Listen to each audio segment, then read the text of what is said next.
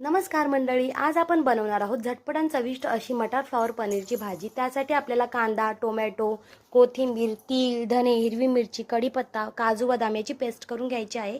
एका बाजूला टोप गरम झाला की त्यामध्ये 2 चमचे तेल टाकून त्यामध्ये जिरे, मोहरी, कढीपत्ता, हिंग याची फोडणी देऊन जी आपण पेस्ट बनवलेली आहे ती ॲड करायची आहे। ती एकदा आपल्याला परतून घ्यायची आहे। नंतर यामध्ये लाल तिखट गरजेनुसार, पनीर मटार मसाला 1 चमचा, चवीनुसार मीठ व हळद ॲड करायची आहे। नंतर आपल्याला ते छान परतून घ्यायचं आहे आणि आपल्याला आता त्यामध्ये हिरवे मटार ॲड करायचे आहेत। ते छान असे मसाल्यामध्ये वाफलवून घ्यायचे आहेत व आपल्याला गरजेनुसार गरम पाणी ॲड करायचं आहे।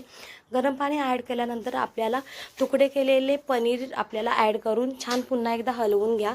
नंतर यामध्ये मी आधीच वाफलवून घेतलेले फ्लॉवर आहे जे आपल्याला ॲड आता लास्टला करायचे आहेत। तुम्ही हे तेलामध्ये आधीच परतवून घेऊ शकता। तर आता आपल्याला 2 मिनिट झाकून ठेवायचं आहे। 2 मिनिटानंतर पुन्हा एकदा हलवून घ्या। तुम्ही बघू शकता की ग्रेव्ही किती पातळ किंवा तुम्हाला किती घट्ट हवी आहे त्याप्रमाणे पाणी ॲड कमी जास्त करा। आणि आता आपल्याला बारीक चिरलेली कोथिंबीर ॲड करायची आहे व आपली भाजी